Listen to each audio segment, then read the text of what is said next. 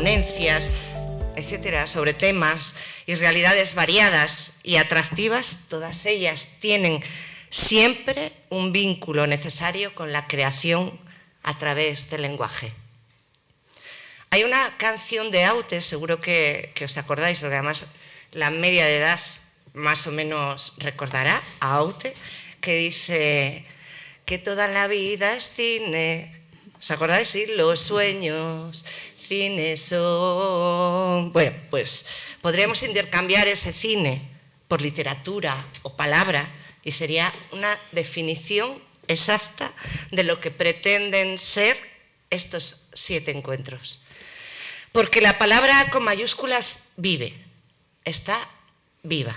Y todas las personas que venís a escucharnos, todas las que leéis, las que vais al cine o asistís a recitales, contribuís a que así sea. En este año 2026 he intentado tocar temas diferentes a los de otros años en el programa de Palabra Viva. Algunos más intelectuales, otros más cotidianos, algunos más sensibles, más actuales. Tenéis a vuestra disposición, os estuvo dando Juan, yo creo, a todas y a todos, un librito que además está precioso y que trae todo el programa para que podáis mirarlo tranquilamente en vuestra casa y podáis decir, pues esto me interesa, o me interesa todo, quiero ir a todos los encuentros, que yo estaré encantada. Y nada, hay de todo, como dijo Juan Miguel, hay de todo, pero siempre con esa relación con la creación literaria. Hoy empezamos con un tema que ha tenido, sobre todo en las últimas 2 décadas de la literatura, un notable interés tanto para las personas que escriben como para las que leen, lo rural. Es decir, las nuevas representaciones del mundo rural. Para hablar de la literatura de lo rural nos acompañan 2 escritoras que viven esa representación, ese aprehender el mundo desde lo rural y que por supuesto lo llevan a su obra y a su vida. Ellas son Berta Piñán y Raquel Presumido. Antes de escucharlas, me gustaría introducir el tema un poquitín. La literatura rural podríamos decir que es un subgénero narrativo o poético, que elige el campo y sus escenarios, los pueblos, las aldeas, las casas rurales, como espacios en los que se desarrollan los acontecimientos, las historias. Hay un montón de referentes clásicos que utilizan el espacio rural para marcar sus obras o partes de sus obras. Podemos hablar de Homero, de Cervantes, de Emilia Pardo Bazán.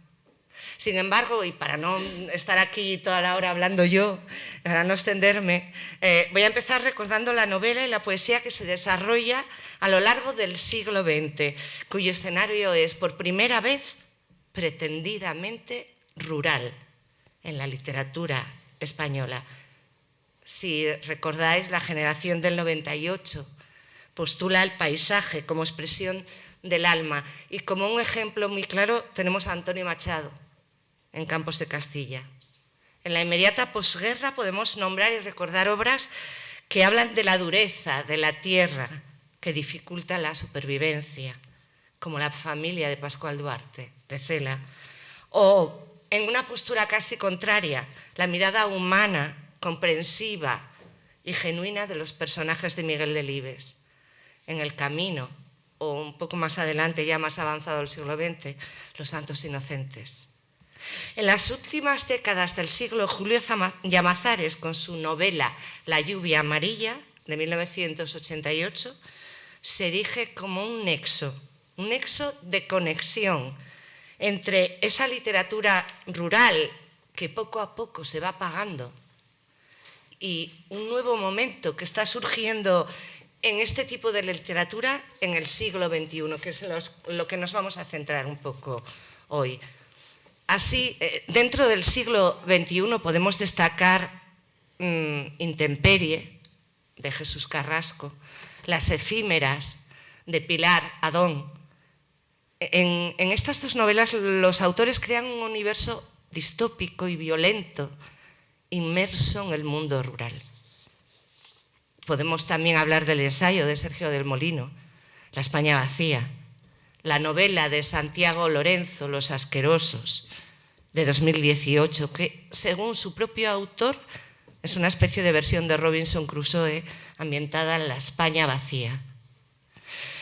A mí me gustaría señalar y recomendaros a María Sánchez, escritora, poeta y veterinaria rural, que con sus novelas Tierra de Mujeres, de 2019, y Almáciga, de 2020, lanza una mirada íntima y familiar al mundo rural, y no solo con su narrativa, sino también con su poesía. Sus poemarios, Cuaderno de campo y Fuego, la sed, son una maravilla.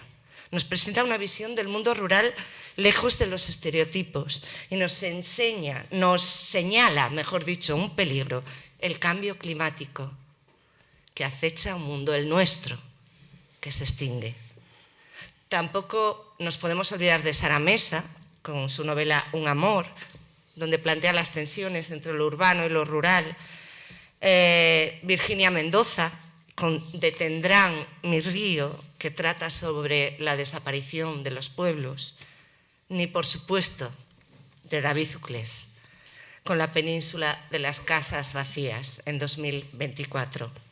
Para terminar, me gustaría recordar que en Asturias también ha surgido una nueva ola de narradoras y narradores que abordan lo rural desde una perspectiva menos idealizada y más vinculada al reto demográfico y al abandono. Quizás en la poesía asturiana ya estemos acostumbradas y acostumbrados y sea muy general y muy clara la mirada al mundo rural, sobre todo si hablamos de poesía en asturiano. El tema de lo rural a través de la memoria de la infancia, el paso del tiempo y todo lo que ello lleva consigo, los cambios, las pérdidas. Pero no me voy a extender en la poesía porque de ello os va a hablar Berta Piñán. Así que centrándonos en la narrativa, como decía, podemos hablar de un grupo de escritores y escritoras que, al igual que en el resto de la literatura española, utilizan el espacio rural como espacio narrativo de diversas maneras.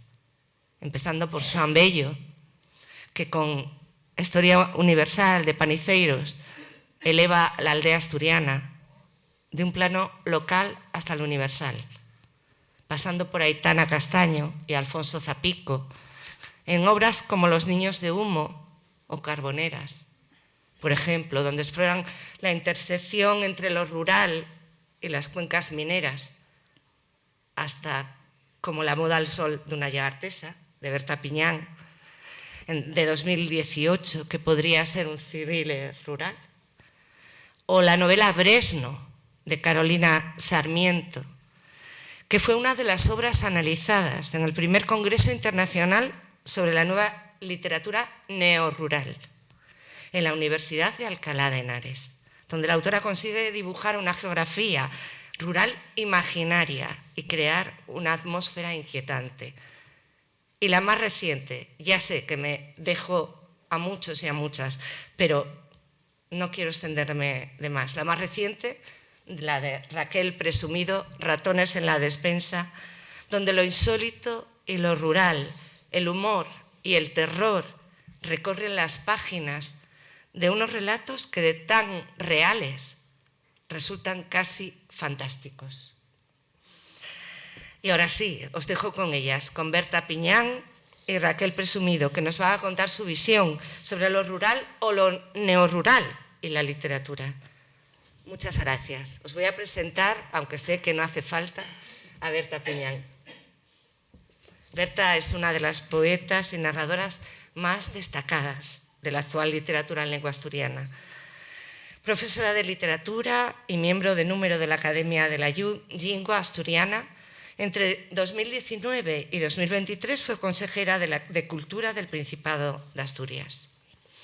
Ha sido galardonada con los principales premios en asturiano, en diferentes géneros. Su poesía ha sido recogida en gran parte en las antologías bilingües Noches de incendio, que está ahí, si la veis, de 2005, y Trozos o Cachos, de 2018, que también lo tenéis encima de la mesa. Entre sus obras poéticas más recientes destacan las ediciones bilingües La Mancadura o El daño, en 2010, y Argallo, Derrumbe, 2024. Sus incursiones narrativas cuentan también con el reconocimiento del público y la crítica, y entre ellas cabe destacar Toda la tierra, premio de narración Estrave 1996, o La maleta al agua, 2005. En el ámbito de la LIG, de la literatura infantil y juvenil, ha ganado en 2 ocasiones los premios María Josefa Canellada con arroz, agua y maíz, 2008, y Vida en el campo, 2017, y el de la crítica de Asturias en 2 ediciones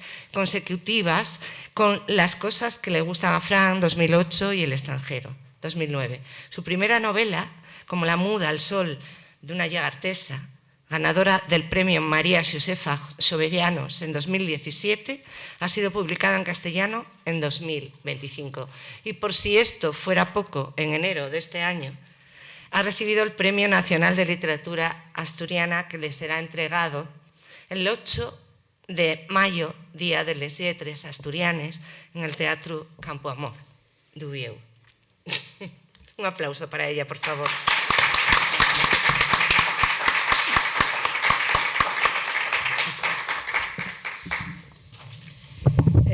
Buenas tardes a todos. Muchas gracias, Ana, porque fais posible siempre milagros de esta categoría. Muchas gracias, Juan Miguel, compañero de muchas faenas, de muchos proyectos durante años, director de la Biblioteca de Asturias, y además que sé que pronto va a dejar paso a otras personas que dirijan esta casa, a la que yo estoy tan agradecida, porque es la casa donde los escritores atopamos el nuestro lugar original, el nuestro lugar natural, la biblioteca. Gracias al director general de Cultura, Antón García, por acompañarnos también en estos proyectos y en estas miradas sobre el mundo que se proponen desde esta mesa en este ciclo de Palabra Viva. Y bueno, como Ana díxonos lo rural, pues yo tiré por la poesía, porque ya sabía que Raquel iba a tirar por la narrativa, y tiré por donde me parecía, o sea que así salió la cosa. Perdona, Berta, antes de empezar, Juan, por favor, ¿nos apagas el foco? Es que a Raquel sobre todo le molesta mucho. A mí menos. Sí, pero a Raquel le molesta mucho. Gracias. Gracias. Bueno, yo titulélo a modo de orientación, aunque después no sé qué hice muy bien, titulélo Periferia y Ruralidad, un acercamiento a la poesía asturiana. Y cuando falo de poesía asturiana estoy falando, para que lo entiendan ustedes, estoy falando de la poesía fecha en asturiano de forma general. Y empecé por literatura de la naturaleza y literatura rural, como un apartado previo de reflexión.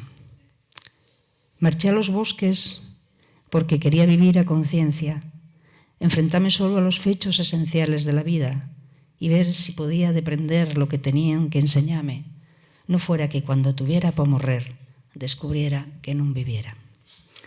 Pues escollo para entamar esta famosísima cita de Walden de Thoreau, porque creo que todavía agora, y a pesar de lo que decía Ana, aunque estoy de acuerdo con ella en muchas cosas, después de tantísimo escrito, tantas páginas en las últimas décadas alrededor de la literatura y naturaleza, literatura y ruralidad, o cualquier otra combinación posible, creo que todavía es oportuno hablar de lo que es una cosa y la otra, porque voy a veces a lugares donde veo que se entremecen ambos conceptos o ambas miradas, ¿no? Lo que suele llamarse literatura de la naturaleza y lo que es la literatura de lo rural, lo creo yo que puede ser, ¿no?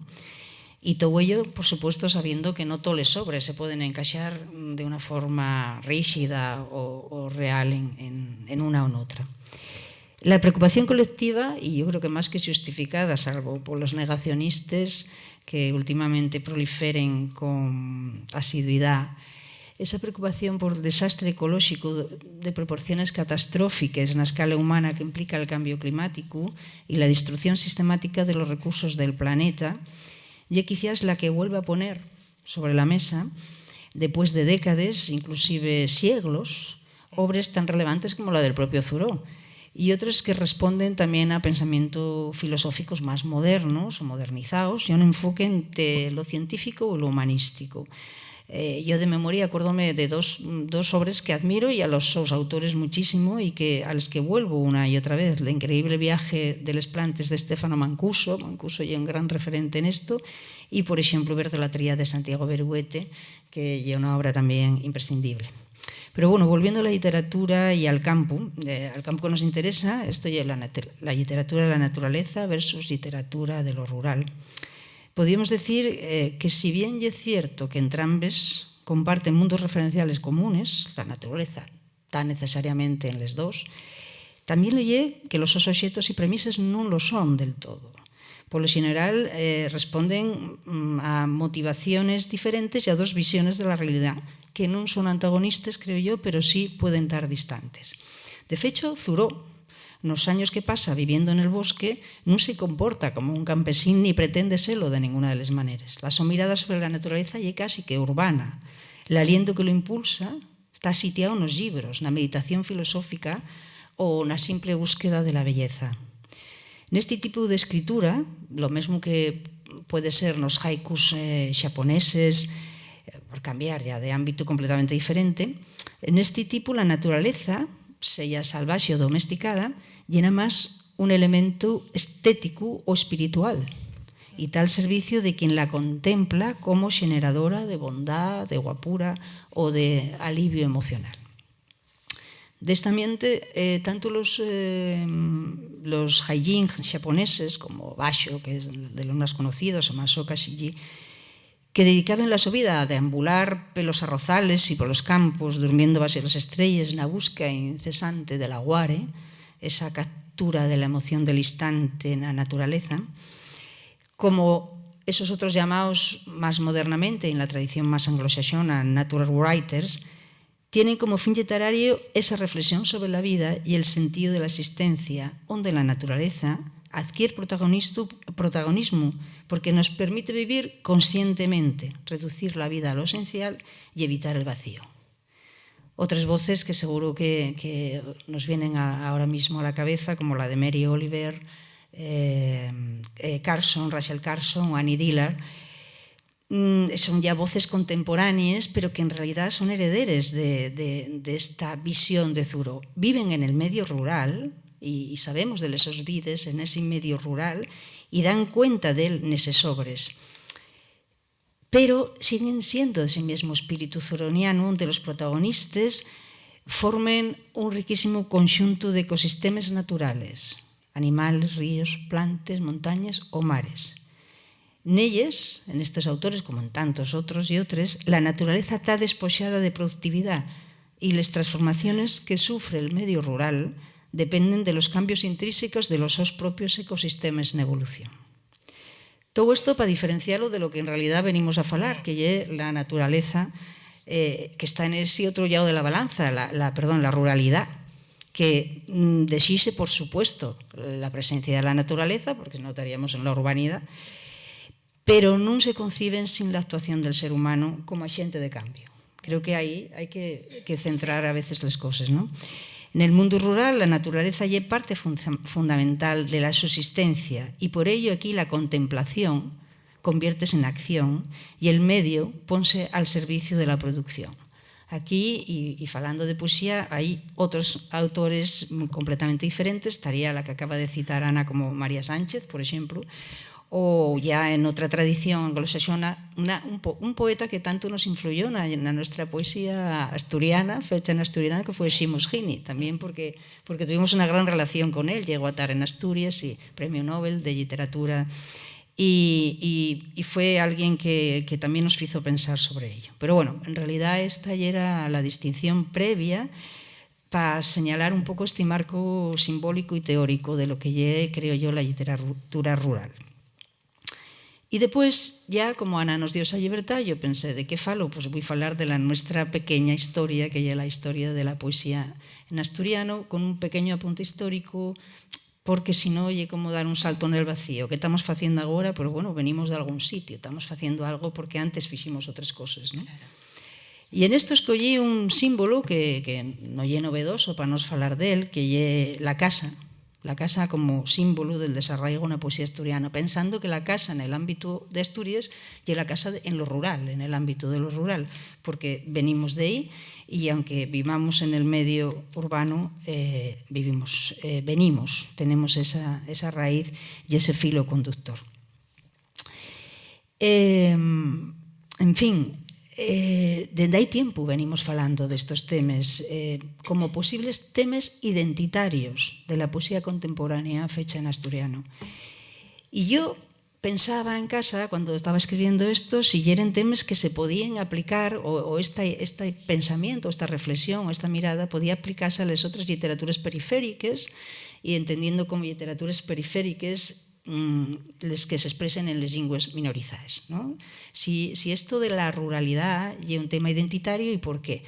Y digo, bueno, como no soy ninguna experta en literaturas periféricas, ni mucho menos, pero sí llevo pensando, junto con los míos compañeros y compañeras de generación, llevamos pensando la literatura en asturiano en las últimas 4 décadas, pues, y sobre todo la poesía, en el mío caso, sí me pareció oportuno hacer quizá ves una reflexión sobre de dónde viene la poesía rural asturiana que pudiera extenderse o pudiera hacerse extensible a qué fue lo que pasó y por qué está pasando ahora lo que estamos viviendo, que yo creo que hay un gran resurgir de ese mundo de lo rural desde la otra mirada que es la modernidad.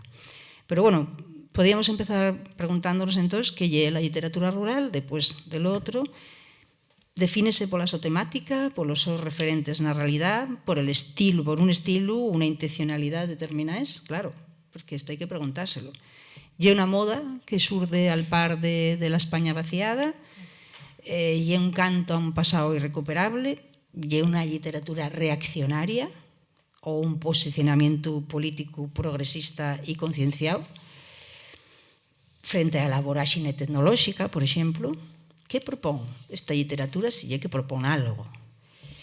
Bueno, las primeras preguntas, esas más o menos quise contestarles al principio y las siguientes quizá son de mayor complejidad. Así que van a permitirme hacer referencia, como yo os decía, a modo de ejemplo, una poesía en asturiano. Aquella que andaba a hacerse en los primeros años del llamado surdimiento y que tiene, fíjense ustedes, un libro muy conocido que es el libro fundacional de la poesía en asturiano, que es la antología del Arau a la pluma, que es muy significativo el título. Pues bien, haciendo un mínimo apunte histórico, hay que decir, y aquí voyme un poco más atrás, que ya en las primeras décadas del siglo XIX, y sobre todo en la prensa escrita, empiecen a cuallar de ellos tópicos que después van a repetirse en el tiempo hasta la saciedad. Idealízase la vida campesina a través de un voculismo falsificado y en contraposición a una crítica al mundo de la ciudad que ya se concibe como decadente y pervertido por los prieses, la falta de sosiego, etc., obviando la situación real del mundo rural asturiano y las míseres condiciones de vida de una población que además bien pronto iba a tener que emprender el camino de la migración.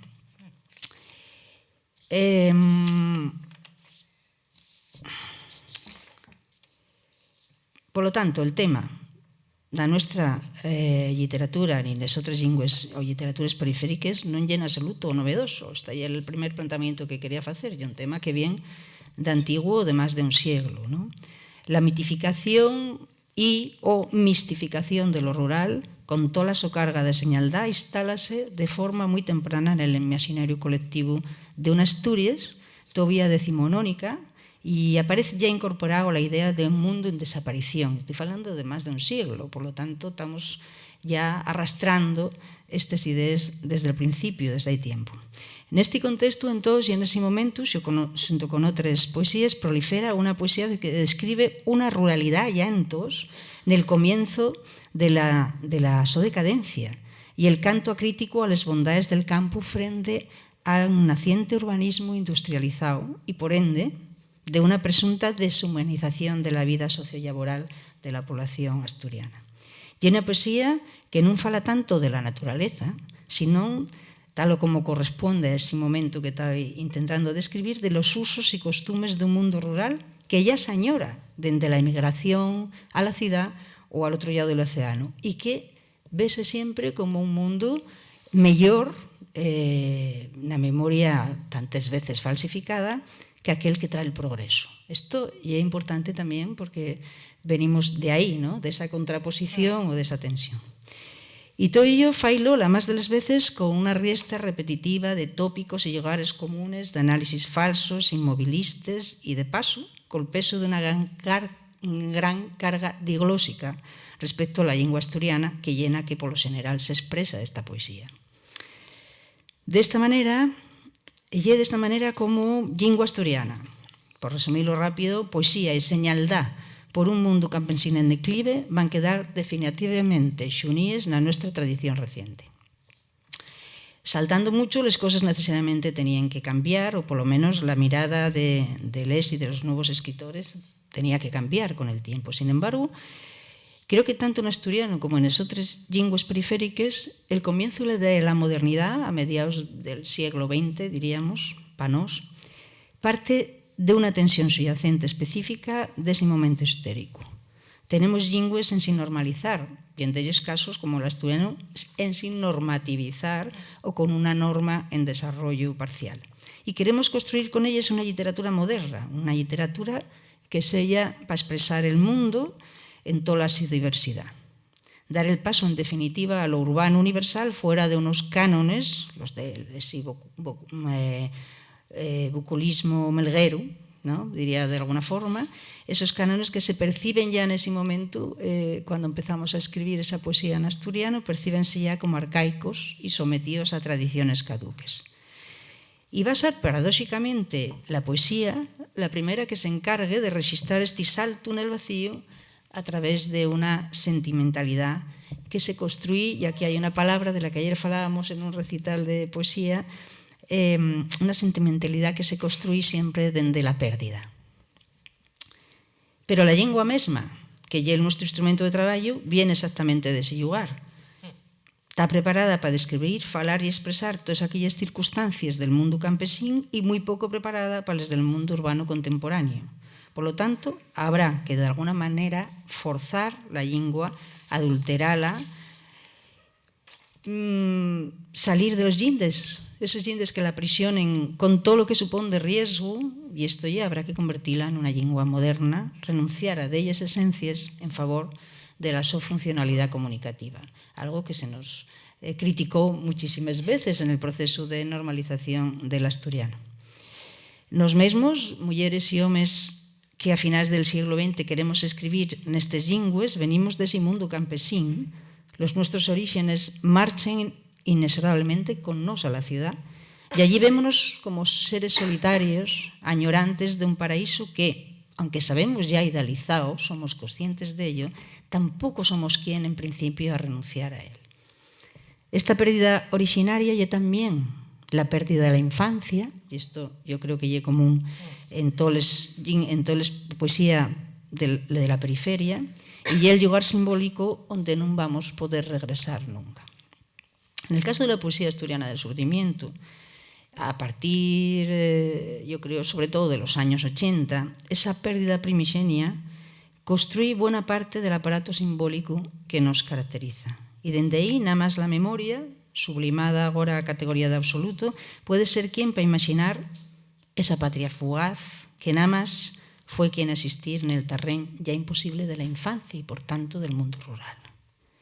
Una infancia que toma vida, forma y símbolo en el entorno campesino de las Asturias rural, de modo que el proceso aquel de identificación infancia-mundo rural vuelve a reproducirse. Las dos realidades forman parte de una sola y mesma pérdida, la pérdida del pasado.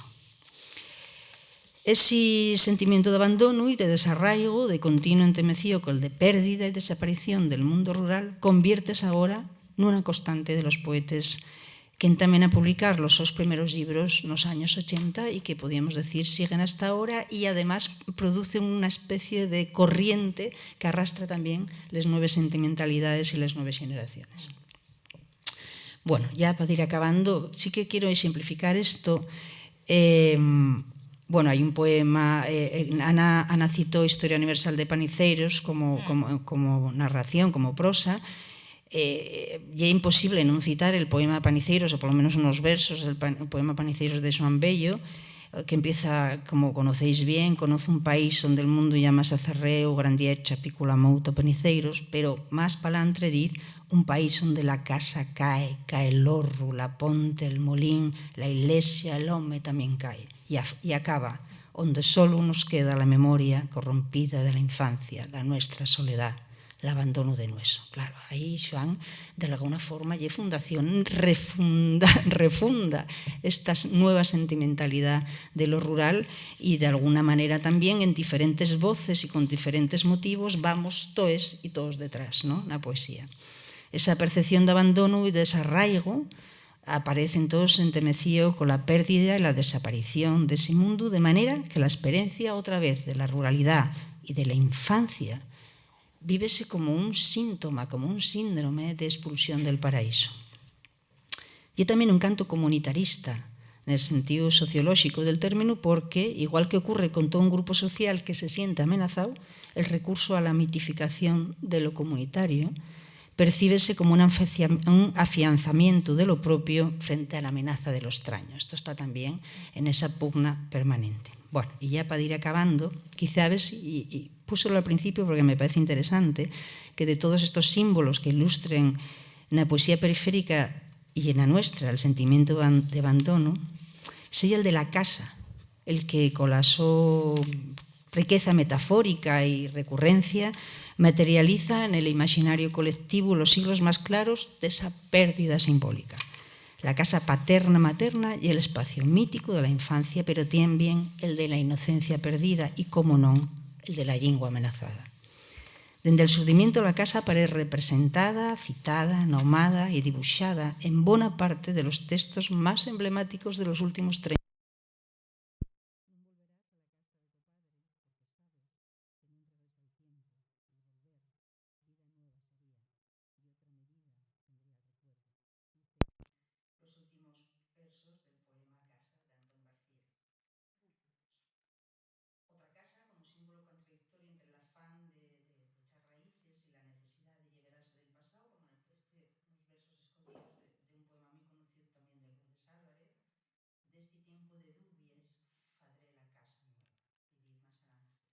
Habrá, y es cierto, de la otra casa antigua, la piedra y el sofrío. Para acabar, de esta casa nueva feirán ríos el sol, aunque da cuando la esencia los embargue. Y la necesidad de levantar un mundo nuevo sobre las ruinas del antiguo, el peso irrenunciable del pasado, como posibilidad de futuro, y esto también es muy interesante, aparecen de la casa del padre, de Esther Prieto, pesllada la puerta, echaos el cuarterón y los postigos, dejé la casa, por si un día vuelvo. Y después dice, de la casa del padre salí atravesando los más altos puertos de piedra y saltesebes y esguele árboles de frutos dulces y amargues. De la casa del padre llega este día, como cerezo xaponés que nada guarda y mira para el suelo del revés, plasmao y sordo. Bueno, con todo esto, que son apuntes en realidad, nada más quise traer una posible ruta de lectura de esa tensión que decían antes, que expresaba como subyacente en nuestra historia literaria reciente. Pues una especie de cartografía común a través de la poesía asturiana de los últimos 40 años, que yo considero plenamente enraigonada en lo que lleva una poética de lo rural entendida como un signo de identidad y que intuyo en común también con las demás lenguas periféricas peninsulares. Muchas gracias.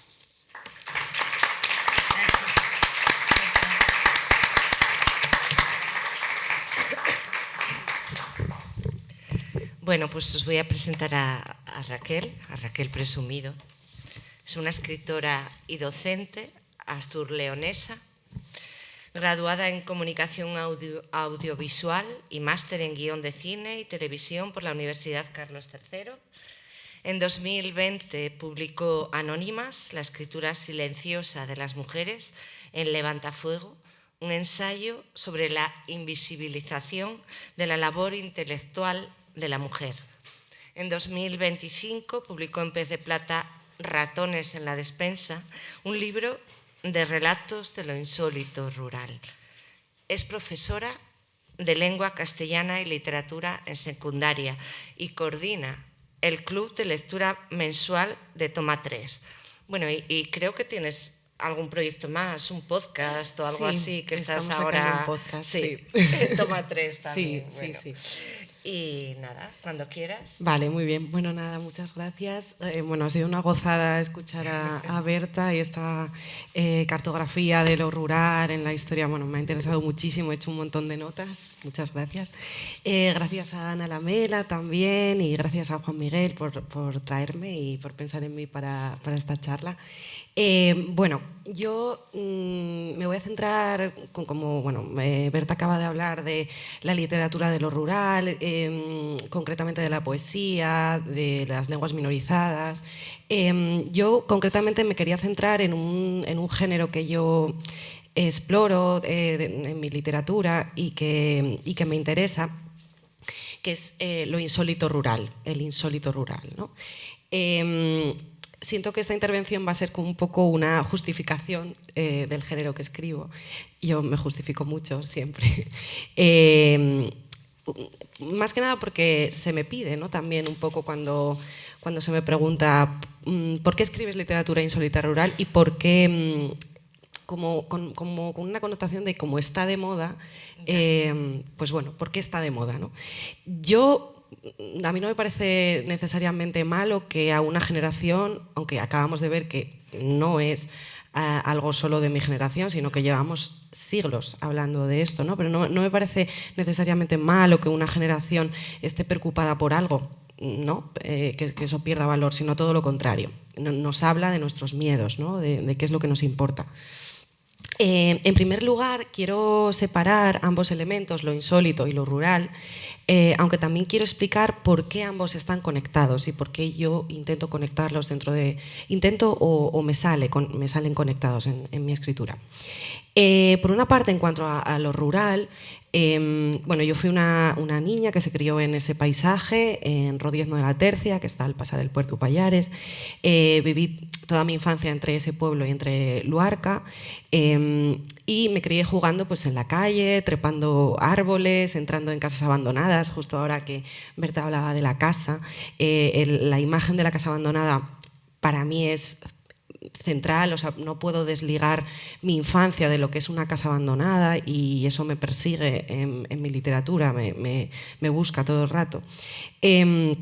Escapando de los mastines por los prados, o sea, eso es lo que yo viví de pequeña y quiero que en mi pueblo los críos sigan haciendo esas cosas, ¿no? Y cada vez estamos más lejos de eso.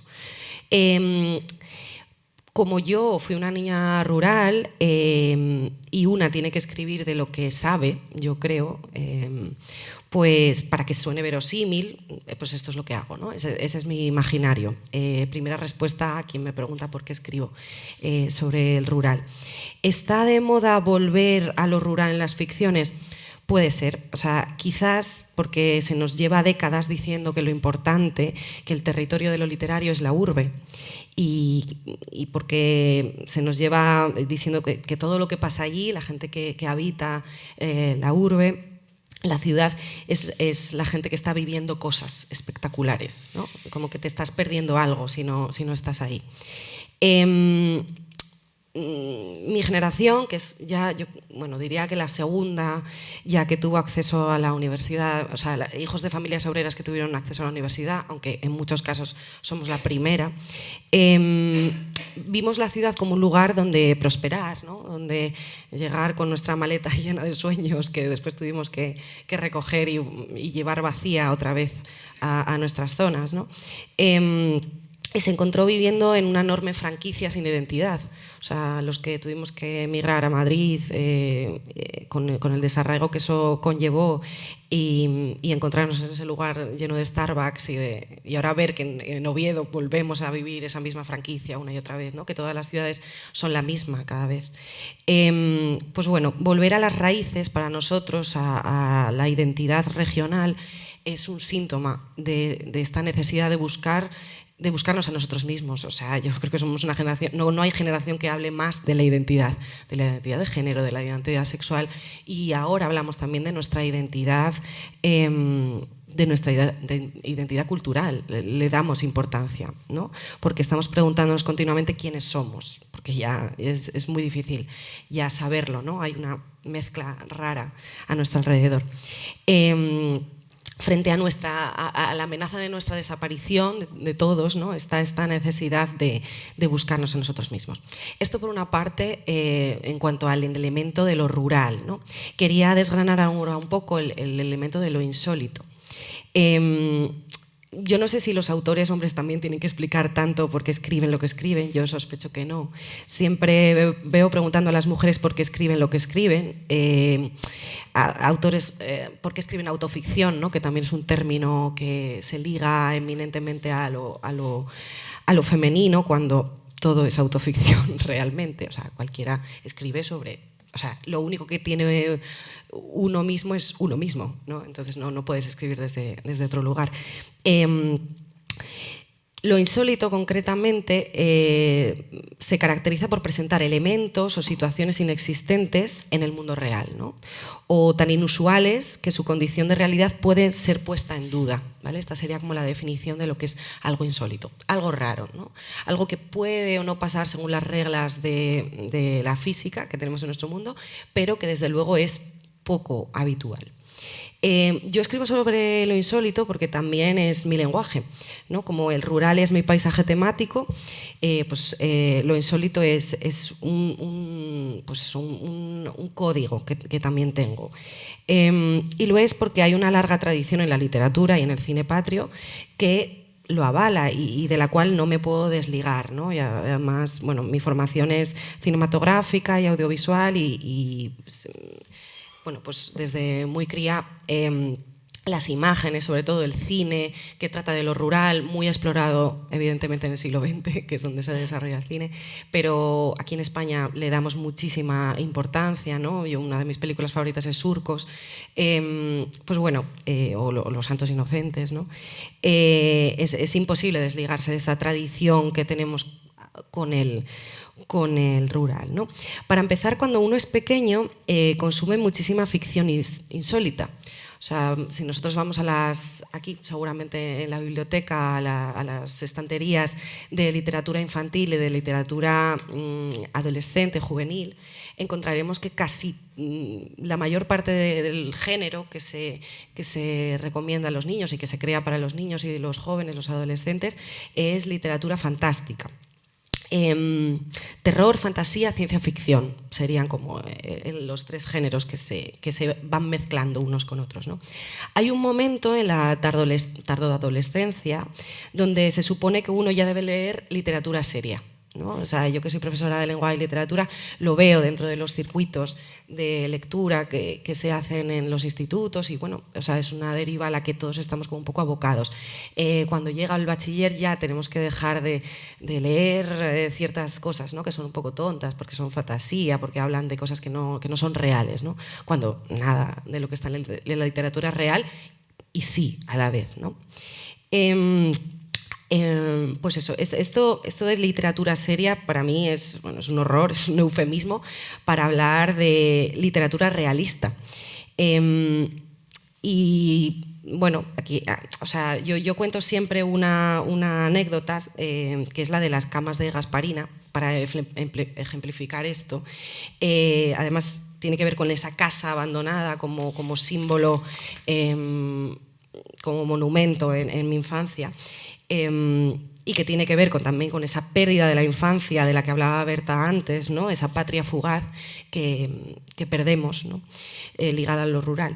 Cuando yo era pequeña, en Rodiezmo, mis amigos y yo íbamos mucho a una casa abandonada, la casa de Gasparina, que era la casa de una mujer que no se casó ni tuvo hijos. Ahí está la primera advertencia social que apela al miedo, ¿no? La casa de una familia tradicional, biparental, con una pareja heterosexual, pues no hubiera dado tanto miedo. El hecho de que fuera además una mujer que murió sin descendencia, que nunca se casó, formaba parte de ese mito terrorífico que se nos contaba sobre la casa, ¿vale? Hay algo demoníaco, nos quieren decir en esa soltería, ¿no? Una vez pues eso, cuando entrábamos siempre había esta cosa de buscar dentro de sus armarios, de hurgar, de intentar adivinar cómo era la vida de Gasparina, como si fuera la otredad, ¿no? Nada parecido a las mujeres que nosotras teníamos que ser, supuestamente. Una vez entramos y vimos todas las camas sangradas. Yo tendría unos 7, 8 años. No se me va a olvidar esa imagen nunca. Echamos a correr fuera de la casa, nos fuimos, pero volvimos inmediatamente, ¿no? Otro síntoma que tiene el miedo, que es que escapas de él, pero hay algo atrayente, ¿no? Algo que te hace volver otra vez. En cuanto yo vi esas camas sangradas, yo y todos mis amigos pensamos, alguien ha muerto ahí, ¿no? O sea, es como la primera idea que se te pasa por la cabeza cuando ves sábanas con sangre muy escandalosamente manchadas, ¿no? Alguien ha muerto ahí, alguien fue a morir ahí o alguien fue asesinado allí. Fuimos aterrados a contárselo a Genara, que era la abuela de una amiga mía, de Carlota, y que siempre nos calmaba, era muy niñera y siempre nos cogía y bueno, intentaba ponerle un poco de racionalidad a todas las locuras que se nos ocurrían, todos los neurotismos que tiene un niño también. Y nos dijo una frase que cayó como una losa, y que sigo pensando en ella 30 años después, ¿no? Que es, no mujer, allí van a parir las gatas. O sea, es decir, no había muerto alguien allí, sino que alguien había nacido allí. El terror, la fantasía, la literatura, en definitiva, se borró de un plumazo. A partir de ahí yo asumí una máxima, que es la de que la adultez lleva a la realidad, a la racionalidad. Y en mi literatura siempre quiero irme a la primera versión, a la versión infantil, a la terrorífica, ¿no? ¿Qué hubiera pasado si hubiera pasado lo peor? ¿Qué hubiera ocurrido si hubiera ocurrido lo peor? No me interesa la visión no neurótica de la vida, porque es mucho más prosaica, ¿no? Intento que en mi vida cada vez tenga menos lugar esa de neurotismo, pero en mi literatura no me interesa en absoluto desproverlo de ese neurotismo, porque es lo que crea literatura, ¿no? Esa posibilidad de lo peor. Vale, habiendo hablado de lo rural y de lo insólito, me gustaría explorar un poco cuál es la yunta que une estos dos elementos, el rural y lo insólito, ¿no? Indudablemente la tradición oral, ¿no? La cultura popular, lo que se ha venido llamando folclore desde una atalaya intelectual, ¿no? Y relacionado con lo rural está el folclore, y esto siempre ha sido insólito y fantástico, ¿no? Todo lo que se cuenta dentro de las leyendas y los mitos y los cuentos de viejas siempre ha estado, o sea, podemos decir que es literatura fantástica hasta cierto punto, ¿no? Nunca ha sido realista los cuentos de viejas, y eso es por algo, porque el mundo se explica muchísimo mejor de forma no mimética, te permite crear unas metáforas mucho más reveladoras que sacando una fotografía de algo, ¿no? De hecho, no ha sido necesaria la literatura ni el cine para crear arte durante la mayor parte de la historia de la humanidad, ¿no? Durante la mayor parte de nuestra existencia, el grueso de la población era analfabeta, y aún así necesitábamos de narraciones para comunicarnos, ¿no? No hemos necesitado realmente bueno, lo que hoy llamamos pues, gran literatura o cine de autor, ¿no? O cine de culto, ¿no? Necesitábamos simplemente un fuego y tener un código común a través del cual comunicarnos. Ante todo, los mitos, las fábulas, las leyendas, los refranes, los cuentos de viejas han sido mensajes de advertencia, ¿no? Que se podrían sintetizar en una palabra: cuidado. Cuidado. Si no construyes un refugio sólido, vendrán depredadores, los 3 cerditos. Cuidado, si holgazaneas no tendrás sustento, la cigarra y la hormiga. Cuidado, si mientes sobre un peligro, cuando llegue ese verdadero peligro nadie te creerá, Pedro y el lobo. Cuidado, no hagas castillos en el aire o la decepción será máxima, ¿no? El cuento de la lechera. En ese sentido, para mí el arte siempre ha sido una advertencia, ¿no? Por eso, estudiar el contenido de las historias de terror en cada generación nos dice mucho de las preocupaciones de una época, ¿no? Por eso Frankenstein nos advirtió de los peligros de jugar a ser Dios, por eso 1984 nos advirtió de los peligros de los regímenes totalitarios, por eso El cuento de la criada nos advirtió sobre la explotación reproductiva de las mujeres en esos regímenes, ¿no? 3 obras que nos hablan de algo que es completamente actual, ¿no? Y aquí habiendo hablado de esto, de que el terror concretamente y lo insólito y lo fantástico son una advertencia, y que esas advertencias nos las hemos hecho desde el principio de los tiempos a través de la narrativa oral o la tradición oral, ¿no? Aquí quiero hacer una aclaración sobre un subgénero en concreto, que es el llamado o actualmente horror folk, sobre todo dentro del mundo del cine, ¿no? Se habla muchísimo de este género, todo es horror folk, nada es horror folk, no sabemos muy bien qué es. En cine tendemos a pensar, yo creo, en Midsommar, que fue esta película sobre...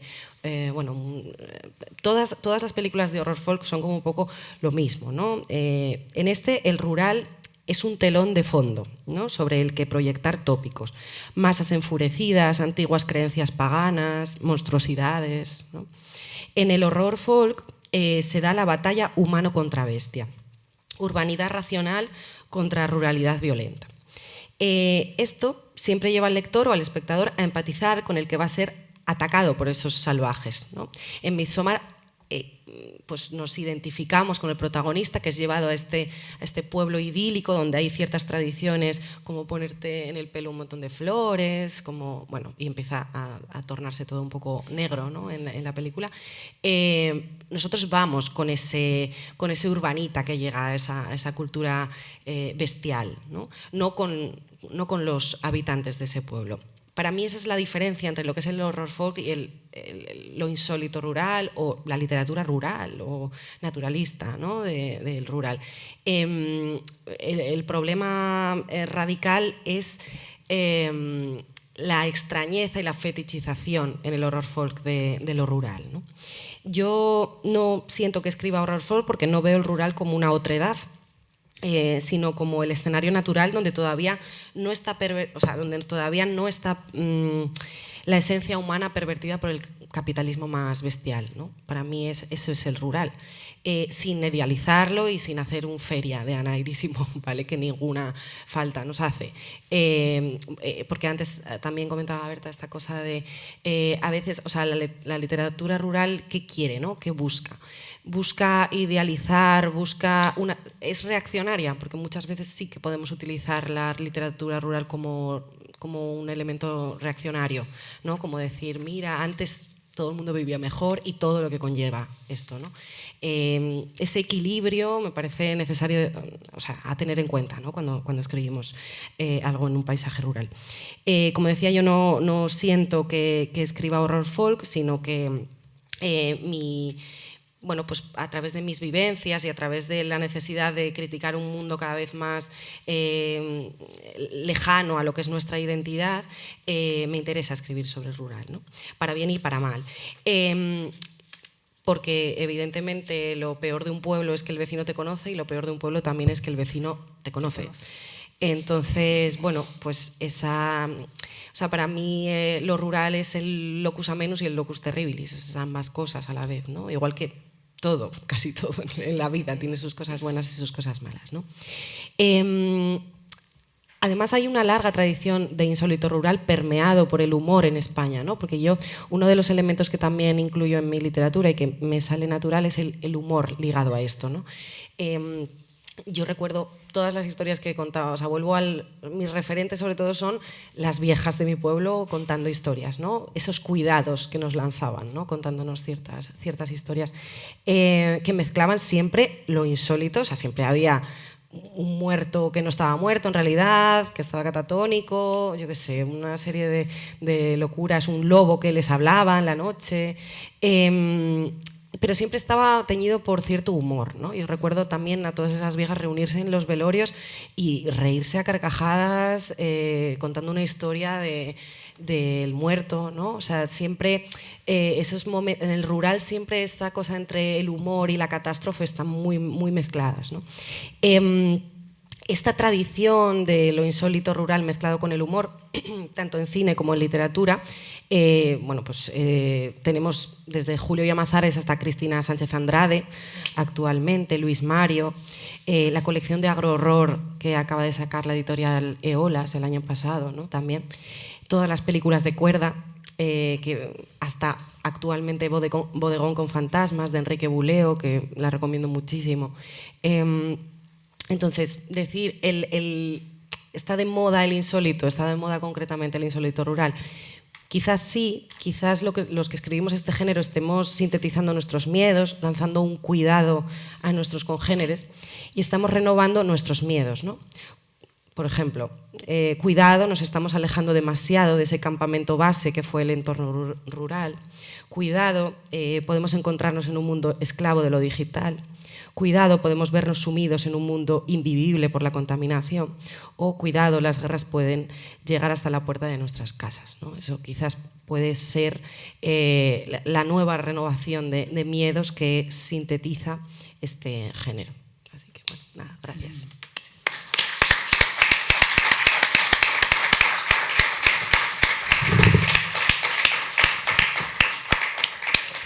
Bueno, muchas gracias, Berta y Raquel. Me pareció súper interesante todo. Abrimos ahora mismo el micro para vosotras y vosotros, por si queréis comentarnos algo, preguntar algo. A mí, mientras os estaba escuchando, claro, hay distintas, vamos a decir, distintos subgéneros, ¿no? Sí. Literatura de la tierra, literatura de la naturaleza, lo rural, lo insólito, el horror. Y, por ejemplo, ¿qué diferencia creéis que hay entre lo rural y lo neorrural? La que queráis. Porque a mí como que se me mezclan, sé algunas cosas, pero no acabo yo de... Bueno, a ver, sí sé lo que es un neorrural, una persona, ¿no?, que vuelve al campo a vivir, pero un poco, como decíais vosotras, con esa mirada desde la ciudad. Yo no sé si eso es algo... Pero estoy hablando de literatura, neorrural. Sí. ¿Qué diferencia hay? Yo no sé, Ana, si existe literatura neorrural. Estaba pensando ahora. Me suena que exista. Pues yo estuve leyendo. Sí. Bueno. Ahora hablan de la literatura neorrural. Sí, yo creo que también los críticos a veces. Sí. O sea, como que nos encanta categorizar todo. Yo creo que con neorrural quizás se refieran a lo mejor a que en las últimas décadas. La literatura y en general las artes, ¿no?, se centraron mucho en la ciudad, ¿no?, quizás, ya desde el franquismo. Era una vergüenza ser de pueblo. Sí, uno intentaba no parecer de pueblo, o sea, vente a Alemania, Pepe, todo esto, ¿no? La ciudad no es para mí. Entonces teníamos una vergüenza de clase y teníamos una vergüenza muy, muy gorda ahí. Sí. Y quizás yo siento que en los últimos años esa vergüenza se ha disipado. Sí. Y puede querer, yo creo que igual que quizás se refieran a eso, a esas nuevas literaturas que están, o en música, quizás, ¿no? Por ejemplo, tenemos a Rodrigo Cuevas. Una categorización para decir los últimos libros que salieron ahora que tienen, claro, no sé, sí, yo es que no le veía mucha diferencia. Lo que sí es interesante también es ese cambio, ¿no?, de la vergüenza de venir de un pueblo, sí, o de lo rural, a como pasó ayer, que te dice una de las personas que te fue a escuchar al recital, que decía: yo siempre tuve una pena enorme de no tener pueblo. Claro, hay las dos partes, ¿no? Sí. Sí, bueno, yo conozco mucha gente que hace ese comentario y digo, bueno, sí y no, depende qué pueblo. El mío fue muy hostil. Pero bueno, también decíamos ayer, y acordáis ese dicho tan conocido de pueblo pequeño, infierno grande. Eso es. Yo contaba también como anécdota, por salir un poco de tanta teoría y tanto simbolismo, que yo cuando volví y fui neorrural durante un tiempo, porque volví al mío pueblo a vivir y a dar clase en el instituto. Y es verdad que me sentí un poco neorrural porque llevaba una mirada distinta, completamente diferente. La vuelta no es la misma mirada con la que te vas. No. Yo marché del pueblo y de lo rural con unas ganas tremendas de escapar a lo urbano, porque lo urbano significaba, entre otras cosas, escapar del control social y y una ansia de libertad que significa lo urbano y sigue significando. Sí. Porque en el mundo de lo rural todo oye muy guapo, creo yo, mientras seamos muy uniformes. En cuanto a la diversidad no oye algo precisamente que sea propio de lo rural. Decía John Berger en un prólogo maravilloso a Porcatierra, que él fai un análisis marxista del mundo campesín de Centro Europa, y decía que el mundo campesín, que es realmente el que sustenta la ruralidad, que es muy poco dúctil, que cuando se lo presiona, en vez de adaptarse, fragmentase, rómpese. Sí. ¿No? Y yo creo que lo define muy bien lo que es ese mundo rural o ese mundo campesino, ¿no? En cuanto se lo presiona y se lo somete a ciertas tensiones, en vez de adaptarse, quiebra. Y eso creo que es un poco lo que está pasando, ¿no? John Berger, él tenía un análisis, yo creo, muy certero. Y después, bueno, por la anécdota que yo contaba cuando vuelvo al pueblo de Neorural, y yo decía que ayer creo que lo comentaba después en Petit Comité ahí cuando estábamos comiendo, porque además de poesía tomamos rosquillas y un café y de todo, que cuando vuelvo a Caño tengo la casa de los Güelos donde vuelvo a vivir, tiene una galería y tenía unas cortinas, unos visillos, ¿no? Y como pasa en todos los pueblos, cuando llegues a un pueblo no encuentras a nadie. Pues llegas a un pueblo en Asturias y dices, oye, aquí no vive nadie, no hay nadie, ¿qué dónde está la gente? Pero después vuelves y alguien te dice, oye, creo que estuviste por allí toda la tarde. Y dices, pues sí, pero no vi a nadie, ¿no? Pues nadie apareció por allí. Bueno, pues estaban los visillos, claro, ¿no? Que se corren y te miren y controlen si vas, si vienes y no sé qué. Y aquello pasó durante el primer año. Y ya después el segundo curso, que ya estaba yo ya más rural y menos neorrural, ya estaba volviendo al mío ser, pues entonces un día llegó no sé qué, sentir que llegaba un coche o algo y agarré y asomé más un poco el visillo. Y entonces pensé, ya estoy, ya no soy neorrural, ya estoy de vuelta, ya llegué a casa, ¿no? Entonces, bueno, eso y un poco también ese mundo donde afuximos cuando éramos xente mozo y les mulleres mucho más, porque el control social en el mundo rural exércese sobre todo como en general, pero en el mundo rural que se exerce con mucho poder, exerce sobre las mulleres, ¿no? Si queréis preguntar algo, por favor, o comentar algo, levantad la mano, porque así sabemos quién quiere hablar, ¿vale? Haciendo unas reflexiones sobre lo rural y sobre la ciudad, pero en realidad, si hablamos de literatura, yo no haría distinciones de literatura rural y tal. La literatura es literatura, lenguaje, y puede ser buena literatura o mala literatura. Y en ese sentido yo creo que, claro, lo rural cambia, pero el que escribe, me parece que Raquel escribe sobre lo rural, si hace buena literatura, genial. Si alguien escribe como Berta poemas, pues genial. Pero hablar de literatura rural y tal, son reflexiones que yo no las veo literarias, porque lo importante para mí es el lenguaje, el buen lenguaje. Bueno, ¿puedo contestar? Sí, por supuesto. Vale. A ver, todo lo que sea hablar de, o sea, quiero decir, la crítica genérica, hablar de géneros literarios, de subgéneros literarios, no hay nada más literario que eso. O sea, todo el análisis literario que existe en torno a saber por qué escribimos esto, en qué cajón metemos esto, qué es narrativa, qué es poesía, qué es teatro, eso es literatura, ¿no? O sea, quiero decir, es que si no solo hablar... Y además, ¿qué es buena literatura y qué es mala literatura?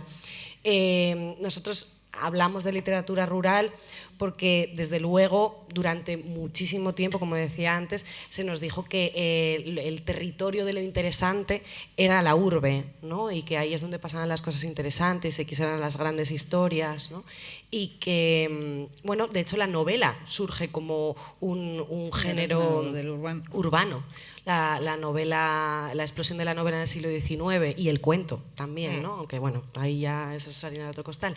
Entonces, esa exploración que hay a través de la novela de lo rural es luchar contra su propio nacimiento, ¿no? A mí sí que me parece bueno, una visión interesante, verla desde el punto de eso, de que es un género que nació como algo completamente urbano y cómo nosotros hemos ido utilizando la novela, bueno, yo concretamente la novela o la narrativa, para salirnos del foco de lo que se nos decía que teníamos que contar o que era interesante. Y en realidad las etiquetas, vale, limitan, pero también aclaran y bueno, yo creo que aunque ahora mismo los géneros tienen una línea que los divide pero a la vez los une entre ellos y se diluye, yo creo que es muy interesante hablar de la literatura rural, de la buena literatura rural, por supuesto, pero... Buena literatura rural, yo no había leído nada de Palacio Valdés, pero es para quitarse el sombrero. Bueno, ya dije que faltaban muchos y además que me iba a centrar desde el siglo XX, ¿vale? Entonces, bueno, no nos da tiempo a hablar de todos. Es que, bueno, un poco complicado. No sé si quieres decir algo más, Berta. No. Bueno, en principio no se me ocurre más que lo que ya comentó Raquel. Si no tenéis más preguntas, más comentarios, me gustaría... Es que ayer, justo, bueno, vino una poeta asturiana que hacía mucho que no veía, Sara Prida, no sé si os sonará alguno, bueno, no sé, muy prestosa, y me regaló un libro, el último libro que sacó, y lo leí nada más llegar a casa. Bueno, empecé a leerlo y hoy lo terminé, y resulta que también tiene que ver con lo que estamos hablando, más con el problema del cambio climático, del ecocidio, bueno, pero me parecía, ya que me lo dio, me parecía muy bonito tenerla a ella también aquí hoy, ¿no? Un poco relacionado con lo de ayer, con, no sé, estas cosas que pasan, ¿no? Que de repente dices, jolín, pero esto también podrías estar aquí hoy. Bueno, pues os voy a recitar un poema de Sara Prida que dice: ¿qué es el ecocidio?, preguntaste, y tus palabras me azotaban, tus palabras, carne avejentada, sueño en la oscuridad, tapadera de alcantarilla. Y te dije, considero que una teoría de lo que repta, que nadie me ha contado, un loco mirando desde el umbral a mi madre, paradigma de hermosura, un canto que invade el jardín de sapos que no tienen nombre, un loco, digo, mirando desde el umbral, alegando que en su regazo todo muere, rezándole para nada a la tinta del poema, y cuánto dolor al aire inmundo, y, sin más, nada. Es una preciosidad este libro. Gracias a Berta, a Raquel y a todas y todos vosotros. Gracias.